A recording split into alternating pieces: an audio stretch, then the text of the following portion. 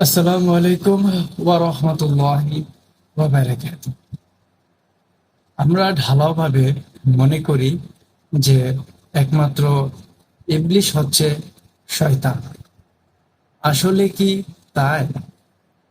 আল্লাহ তাআলা পবিত্র কুরআনের সূরা আনআমের ১১২ নম্বর আয়াতে তিনি বলেন, আর আমি প্রত্যেক নবীর জন্য বহু সংখ্যক শয়তানকে সৃষ্টি করেছি তাদের শত্রুরূপে।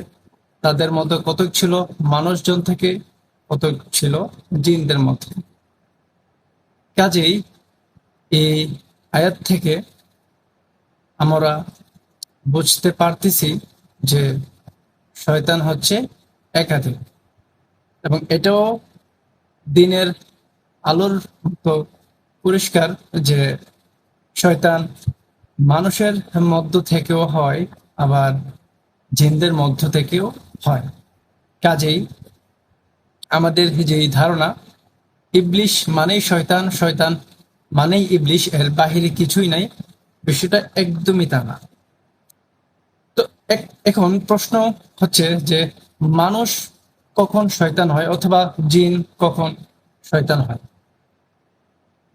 দুইটা পয়েন্ট। প্রথম, যদি কেউ সরাসরি শয়তানের উপাসনা করে, সে মানুষ হোক অথবা জিন, সে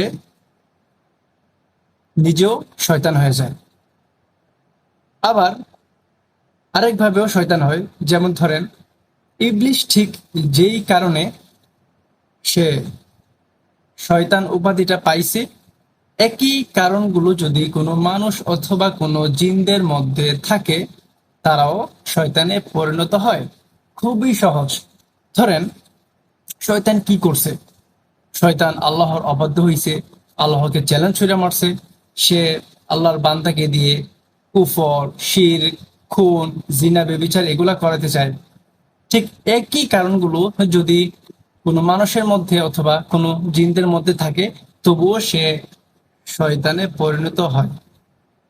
কাজেই আমরা যারা ঢালাওভাবে মনে করি যে ইবলিশ হচ্ছে শয়তান এবং শয়তান হচ্ছে ইবলিশ, এর বাইরে কিছু না, বিষয়টা একদমই তা না। আমাদেরকে মনে রাখতে হবে ইবলিশ হচ্ছে শয়তানের কেন্দ্রীয় নেতা, অর্থাৎ শয়তানের সবার উপরের লিডার হচ্ছে ইবলিশ, এবং ইবলিশের যত দলবল আছে তাদেরকেও শয়তান বলা হয়। আশা করি আপনারা বুঝতে পারছেন।